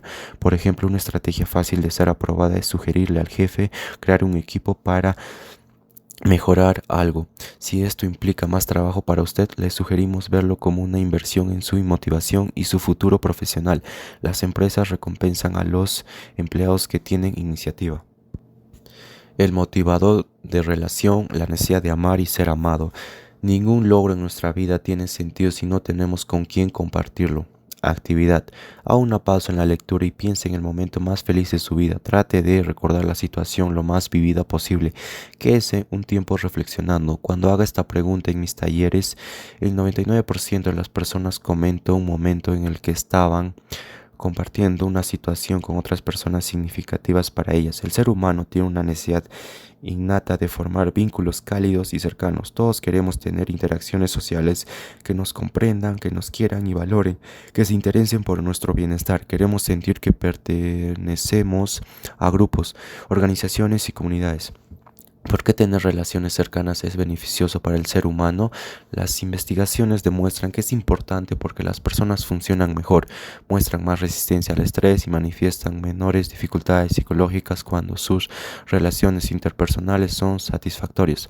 Las relaciones sociales son criticadas para la salud y el bienestar. Por otro lado, cuando las personas se sienten aisladas o sienten soledad, tienen mayores riesgos de mortalidad y disfuncionalidad psicológica. Cuando se les pregunta a las personas acerca de sus metas más importantes en la vida, las relaciones cercanas significativas ocupan siempre los primeros lugares de la lista. En un estudio realizado por Geisel y Ryan, se encontró que las personas que no les daban a las metas sociales una buena prioridad presentan menor salud mental y física que aquellos que les dan importancia a las metas sociales en sus prioridades de vida. Las relaciones sociales cercanas son como tener un flotador cuando uno está en el medio de un mar con olas. Puede ser que no necesitemos usarlo, pero el solo hecho de saber que lo tenemos nos da una sensación de seguridad. En otras palabras, las relaciones sociales cercanas nos ayudan, nos dan apoyo emocional cuando enfrentamos un mar de situaciones difíciles. Cuando el príncipe se convierte en ogro, Juan es un ejecutivo exitoso, muy simpático con sus pares y amigos. Es el alma de la fiesta, es una persona muy sociable que bromea todo el tiempo y hace reír a todos los que están presentes, pero le cuesta controlar sus emociones cuando su esposa dice algo que a él no le parece. Puede pasar de ser la persona más simpática a ser un ogro en el trato a su pareja y hace que las personas presentes se sientan muy incómodas. Su esposa pasivamente recibe la agresión para que la situación no escale. En este caso, Juan tiene una relación cercana con su pareja, pero no es un vínculo que nos ayude a satisfacer su necesidad de relación. Es una condición indispensable que las relaciones cercanas sean saludables de preocupación e interés genuino por la otra parte para obtener los beneficios del motivador, es decir, para satisfacer nuestra necesidad de relación. ¿Qué pasa con las interacciones sociales online? El Facebook, por ejemplo, el Facebook cuenta con un billones de usuarios al mes en promedio y es un fenómeno mundial que abre la posibilidad de establecer comunicación directa y continua con los amigos y la familia, incluso con personas que no conocemos. Usar Facebook se ha vuelto casi una epidemia en las poblaciones universitarias, pero el Facebook satisface nuestra necesidad de relación. La respuesta es sí y no. Sheldon, colaboradores, encontraron que mientras los estudiantes usaban más Facebook, más conexión sentían en su vida. Ello podría contribuir con la satisfacción de la necesidad de relación, lo cual podría explicar por qué usan tanto el Facebook. Sin embargo, en otro estudio encontraron que el uso de Facebook puede hacer que los sentimientos de soledad empeoren porque no reemplazan a las relaciones cara a cara. Como se puede ver, aún las investigaciones no dan una respuesta definitiva. Lo ideal es tener vínculos cercanos de interacción real y usar el Facebook como moderación y no como reemplazo a lo anterior. ¿Qué es el pubbing? Quizá ha escuchado este término o ha visto diferentes imágenes que han circulado por las redes sociales acerca de este fenómeno. La palabra pubbing es la combinación en dos palabras en inglés. Por un lado, pone teléfono y por otro, snoozing, despreciar. Pubbing se usa para aludir al hecho de que una persona deje de prestar atención a otra e ignore a otra persona por estar utilizando su teléfono inteligente, smartphone, una tablet o una computadora portátil. Esta palabra aún no es formalmente aceptada por los diccionarios en inglés, pero en todo caso vale la pena comentar el fenómeno que describe, pues muchas veces pensamos que estamos con alguien, aunque en verdad estamos más dependientes de nuestros teléfonos y otros dispositivos, en lugar de prestar atención a quienes queremos. Por lo que hemos visto, el pubbing tiene una connotación negativa. Por ejemplo, existe una página web que se llama Stop Pubbing, que menciona algunas estadísticas asociadas a este fenómeno, incluyendo en qué ciudades es más frecuente. Así, encabezando la lista está Nueva York, seguida de Los Ángeles y Londres. También señalan, por ejemplo, que el 97% de personas que son víctimas de pubbing durante una cena refieren que la comida les supo peor. La página web sostiene que el 87% de adolescentes prefiere comunicarse por mensajes de texto en lugar de cara a cara. Es importante tomar conciencia de este fenómeno, pues es probable, ya nos ha pasado a todos, haber sido víctimas de pubbing o ser nosotros mismos quienes lo realizamos. Cuando estemos con otras personas, sobre todo en nuestros seres más queridos, prestémosle atención plena y olvidémonos de nuestros dispositivos. Pasando tiempo en familia. ¿Qué hacer para favorecer las relaciones interpersonales? Ya sea que usted sea jefe, padre o profesor, tómese un tiempo para discutir las preocupaciones de las personas, muestre su interés genuino en sus colaboradores, hijos, alumnos, amigos, etc. Exprese su afecto y aprecio por las personas, sus colaboradores, hijos, alumnos, amigos, etc. Brinde tiempo, atención, energía, interés y apoyo emocional a las personas. Genere un clima de confianza y de cariño hacia las personas. Dé un tiempo de calidad a las personas que quiere. Evite el pubbing, por ejemplo. Además, si es jefe, también puede evitar incentivos que estimulen la competencia entre miembros de su equipo, fomentar la formación de vínculos entre los colaboradores, almuerzos, reuniones, fuera, salidas los fines de semana, de tal modo que la gente interactúe y se conozca. Ellos irán formando sus propios vínculos. Hacer actividades del team building. Compartiendo el timón en las relaciones. En el fondo son las relaciones con las personas lo que da sentido a la vida. ¿Quién manda acá? Había un tipo que estaba cansado de que su esposa tuviera las riendas del hogar. Él decía: yo estoy cansado, esta mujer me tiene loco, siempre me manda a hacer las cosas de la casa como si yo fuera un pisado.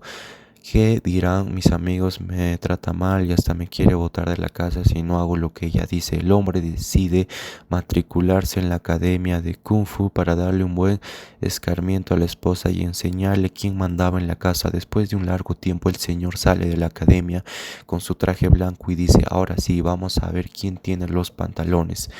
Ahora soy cinta negra, ja, ja, ja. Llega a la casa, tira la puerta de una patada y dice gritando: uy. Su esposa sale y dice: ya llegué, amorcito, ¿qué quieres que haga, el almuerzo o lavo la ropa de los chicos? Este chiste es uno de los miles que existen sobre el problema de las relaciones en las cuales una persona es la que manda, dirige y ordena y la otra persona es la sometida. Si bien este es solo un chiste, en realidad es un fenómeno que ocurre con mucha frecuencia entre las parejas. Hay parejas que no saben compartir el timón del matrimonio. Una persona pierde totalmente su autonomía y es sometida por la otra. Quizá algún lector conozca alguna pareja así y observe al pisado de la pareja feliz de estar pisado. Hay personas que incluso dicen que ellos no son pisados y más bien son autónomos porque han decidido darle la autoridad a su pareja, pero los estudios demuestran que compartir el timón y respetar la autonomía de la pareja trae tremendos beneficios. Las parejas que respetan la autonomía están más comprometidas, muestran más satisfacción en la relación y presentan menos conflictos que aquellos donde un miembro somete a otro.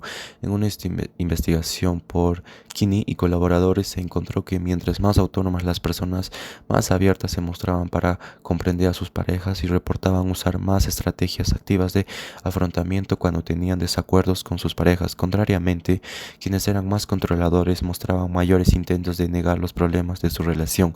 Cuando los investigadores observaron los comportamientos de las parejas, los más autónomos mostraron mayores comportamientos de interacción positivos. Se acercaban al otro, pedían aclaraciones, expresaban su comprensión a la pareja. La autonomía entonces es clave para las relaciones de pareja. Por otro lado, si existe un pisado o pisada en la pareja, le enseñan con su ejemplo a sus hijos a no valorar la autonomía. El chico puede aprender que la forma de interrelacionarse con las personas y la pareja es a través del control y muy probablemente repite las mismas conductas en sus propias relaciones interpersonales, con sus amigos y después con sus parejas. Anteriormente hemos dado una serie de sugerencias de cómo promover la autonomía en el ámbito del trabajo y los hijos. Muchas de las sugerencias que pueden aplicar a la pareja le proponemos el siguiente ejercicio. Actividad.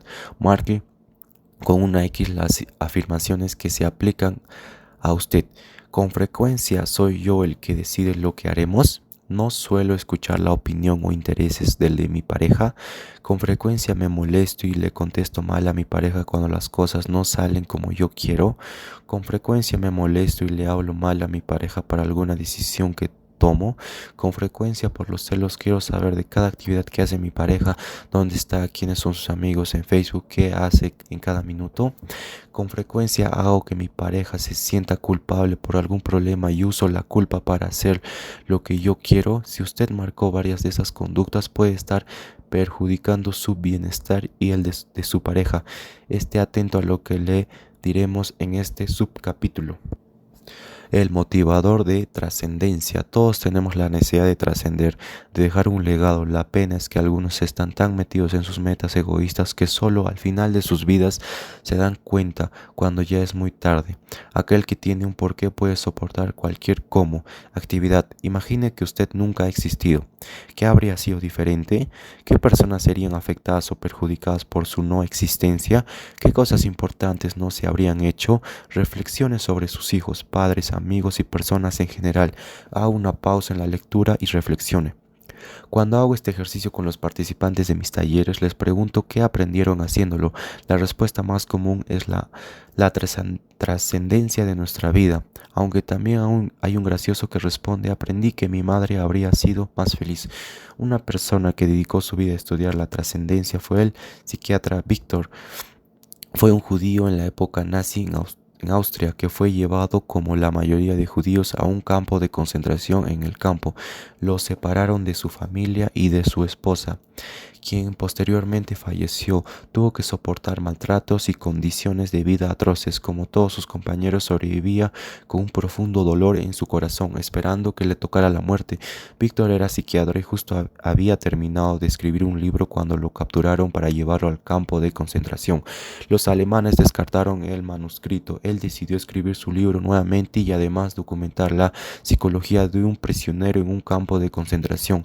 Empezó a visualizar presentando su libro a un grupo de científicos en Austria, y así encontró sentido a su vida y mejoró su ánimo. Ahora tenía algo por qué luchar. Mejorar su ánimo lo ayudó a no morir como muchos de sus compañeros y logró sobrevivir a su estadía en el campo de concentración. Cuando terminó la guerra, publicó su libro y creó una corriente llamada logoterapia, que destaca la importancia de tener un sentido en la vida. Para Víctor, las personas que no le encuentran sentido a su vida terminan sintiendo un vacío existencial. En una investigación se evaluó a un grupo de egresados de la Universidad de Harvard.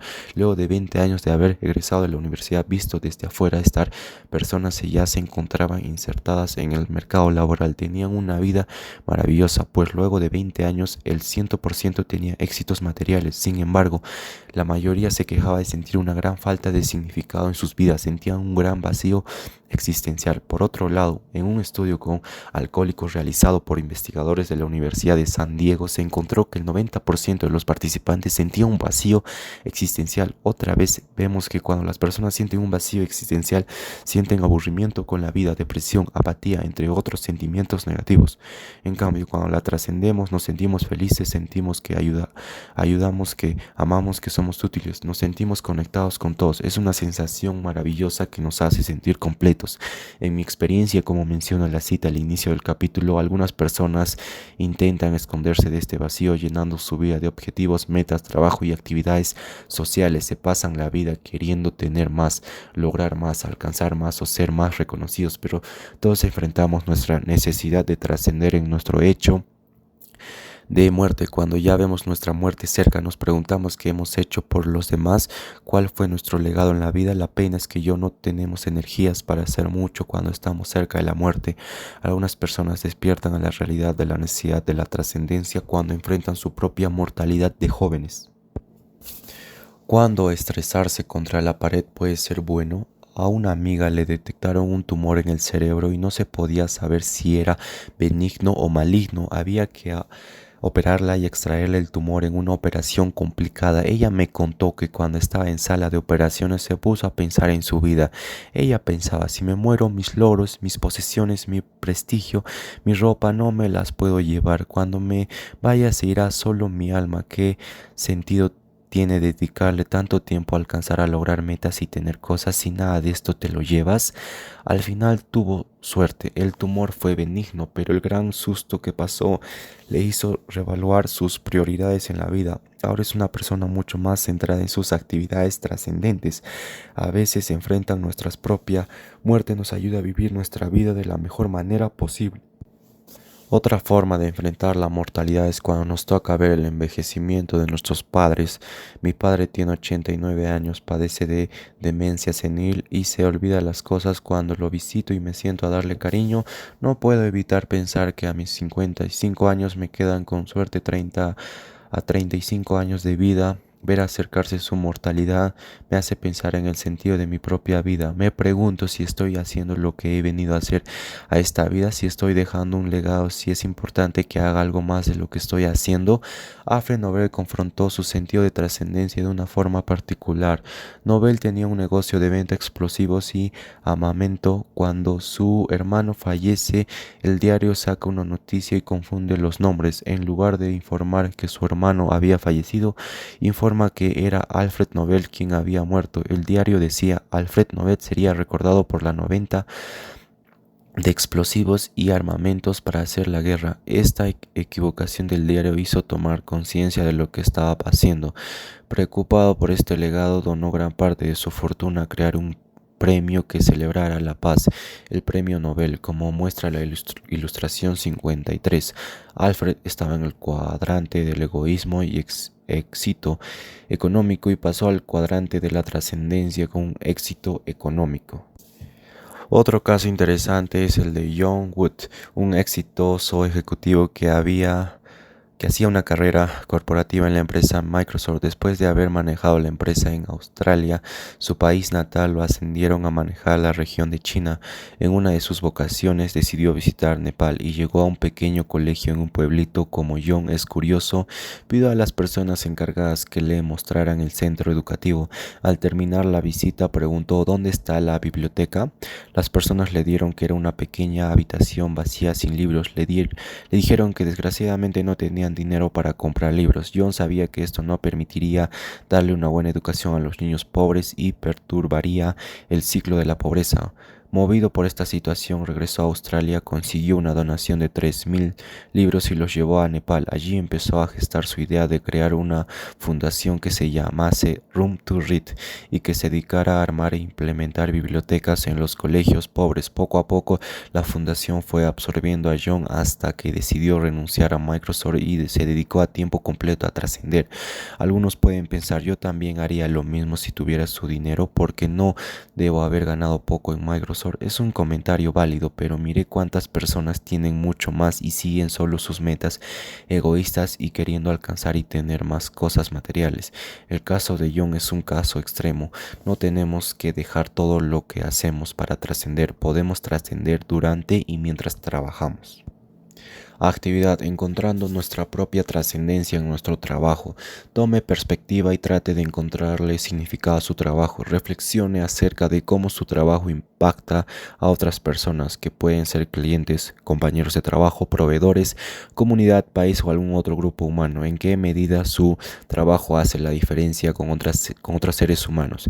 Haga una pausa en la lectura y reflexione. Descubrir nuestro propósito y encontrar el significado a nuestro trabajo nos ayuda a estar más motivados y felices.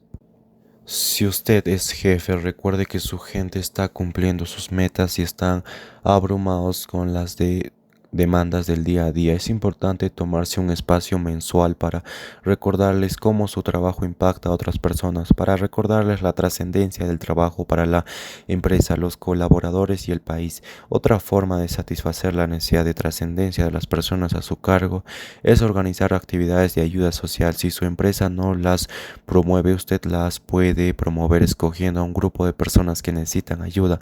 Pero quizá la forma más importante de transmitir la importancia de la trascendencia es que usted la viva, que usted tenga claro qué legado quiere dejar, que usted tenga claro el significado de su vida y que modele una vida trascendente. Si usted es colaborador, le reporta directamente a alguien.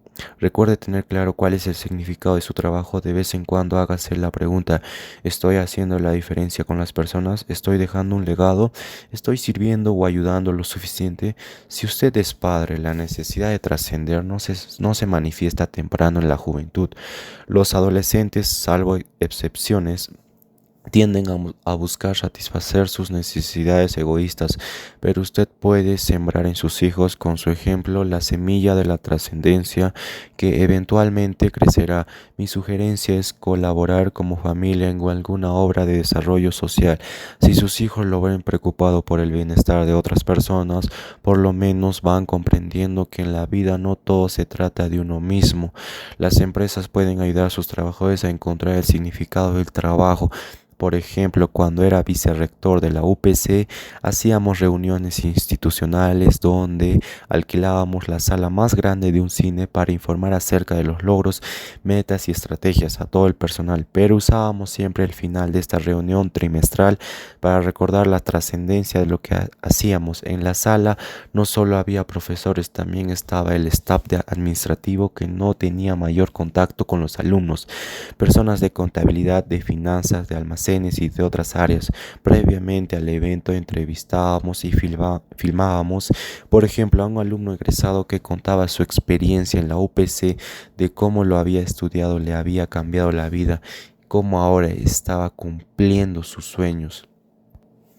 O a un padre hablando de lo orgulloso que se sentía de su hijo que se acercaba de graduar y de lo agradecido que se sentía con la universidad. Eran momentos que nos conmovían a todos, pero sobre todo nos recordaban por qué hacíamos lo que hacíamos. Nos recordaban que además de lograr nuestros objetivos cotidianos, todos trabajábamos juntos para ayudar a las personas a crecer como seres humanos. La trascendencia es tan importante que hay empresas que la utilizan como ventaja competitiva, como es el caso de Tom's Shops. El creador de Tom's, una empresa de venta de zapatos muy exitosa, creó la empresa con el siguiente eslogan: por cada zapato que nos compren, le vamos a regalar un zapato a un niño pobre. Hasta la fecha han regalado más de 1 millón de zapatos a niños pobres y las personas prefieren comprarle a una empresa sabiendo que parte de su dinero va a gente necesitada. Es un modelo de negocios que funciona tanto para los clientes como para los empleados. Imaginen la sensación de trascendencia que tienen los empleados sabiendo que trabajan para ayudar a gente sin recursos económicos, que no pueden ni siquiera comprarse un par de zapatos.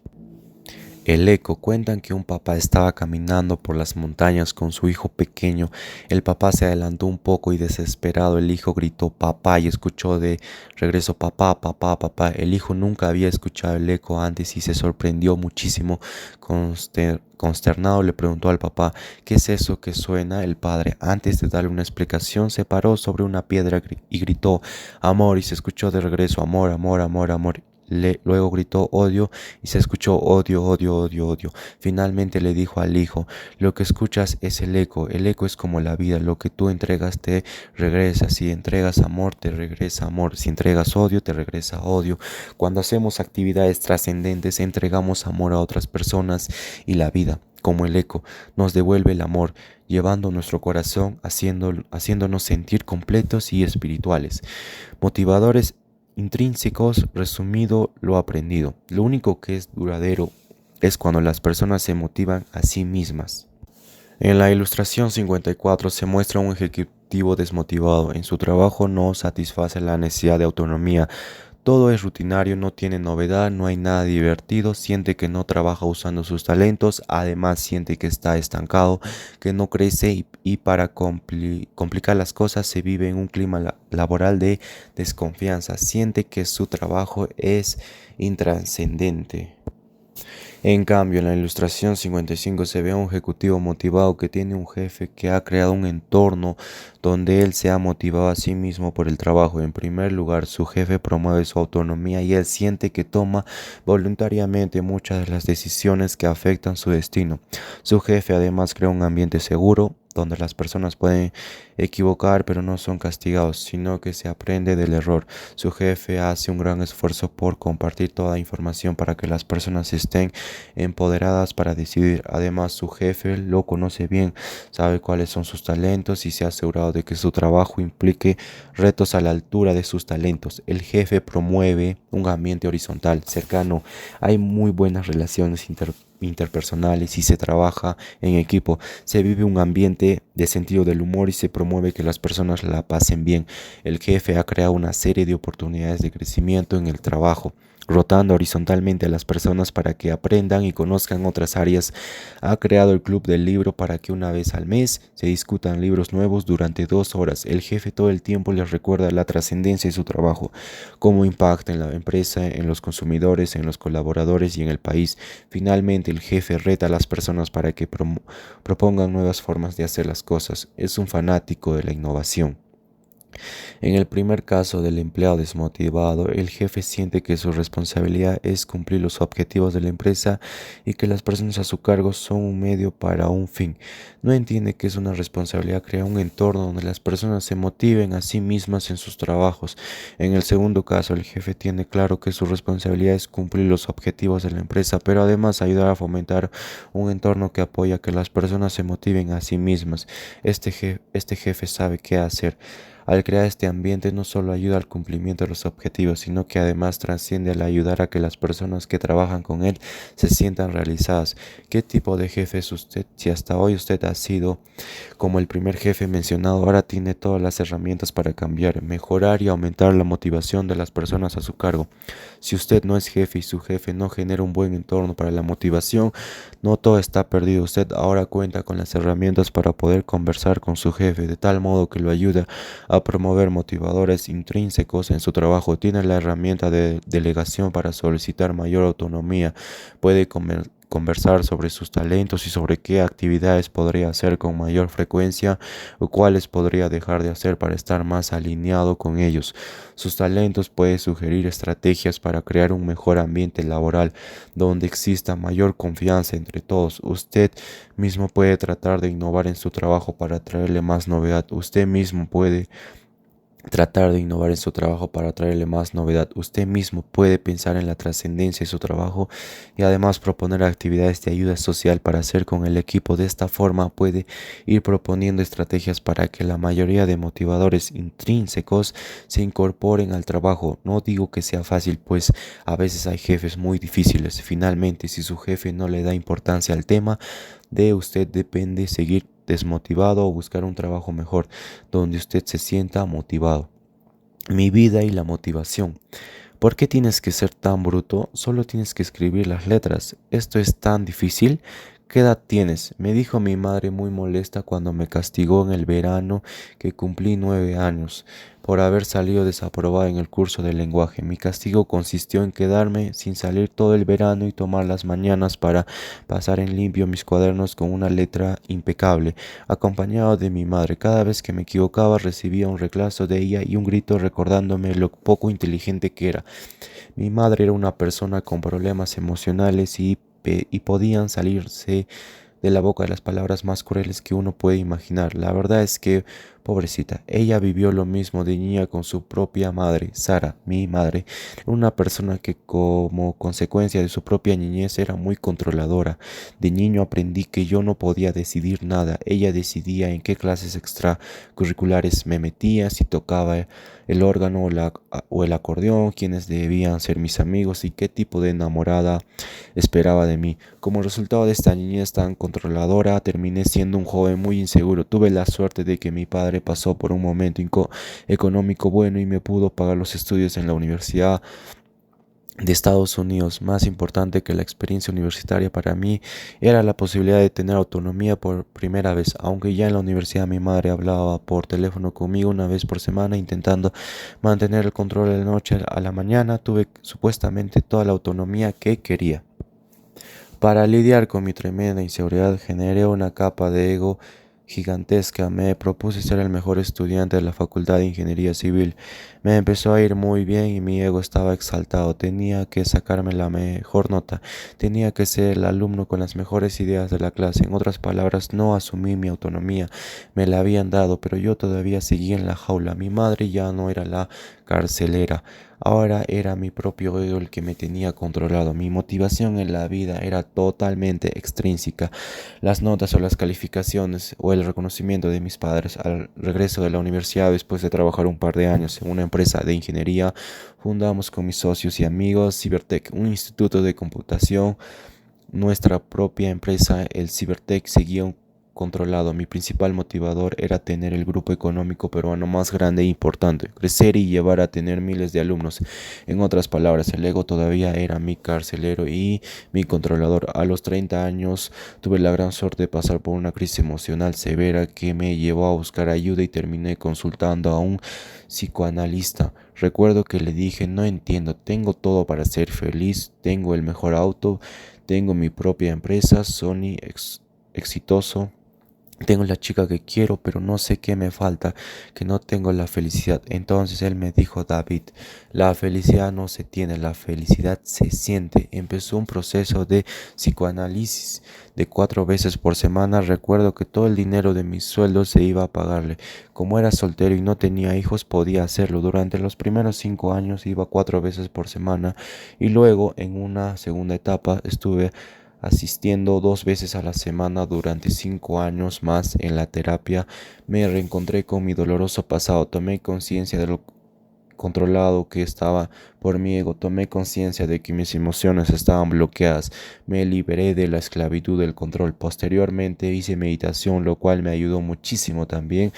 Cuando fundamos la UPC ya era otra persona, ya no quería mostrarle a nadie que era competente, no hacía las cosas por el reconocimiento de mis padres, el ego lo tenía en la jaula y no salía. Cuando emprendí la UPC mi trabajo tenía todos los motivadores intrínsecos. En primer lugar, me movía la autonomía, mis socios no dieron a mí y a Alfredo Miró Quesada la autonomía para desarrollar la universidad.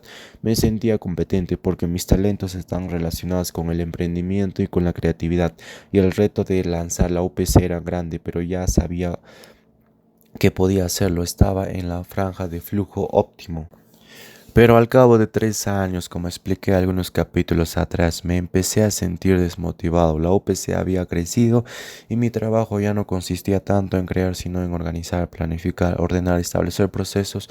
Justamente mis talentos menos desarrollados había pasado de la franja de flujo óptimo de motivación a sentirme estresado y frustrado. Mi socia Mariana Rodríguez asumió la gerencia general de la universidad. Ella tenía todos los talentos para ser una gran gerente y yo me creé mi puesto, vicerrector de innovación y desarrollo. Mientras estuve como vicerrector en la UPC, empecé a escribir, a dar charlas, a crear conferencias, a hacer consultorías y descubrí que este trabajo me fascinaba. En la UPC, si bien tenía autonomía, tenía que cumplir con un horario, tenía reportes directos que hacían imposible ser dueño de mi tiempo y tenía que hacer una serie de actividades administrativas que no me gustaban. Entonces decidí salir de la UPC y dedicarme a tiempo completo a lo que hago hoy en día. He tenido mucha suerte, pero también lo he buscado y he trabajado duro. Hoy tengo absoluta autonomía, solo acepto consultorías que me permitan aprender. Dicto un número de horas razonable, tengo balance de vida y me siento competente trabajando totalmente en mis talentos. Cuando uno prepara un curso aprende más que cualquiera, por lo tanto siento que cada día aprendo más, pero el motivador más importante para mí es el de la trascendencia. Ahora que me faltan 30, 40 años para irme de este mundo, con mi buena suerte estoy convencido de que venimos a él a servir, a ayudar a hacer la diferencia en la vida de los demás. Mi trabajo hoy me permite hacerlo totalmente. ¿Qué puede ser más trascendente que dictar conferencias de ayuda personal y hacer libros para que las personas y empresas mejoren?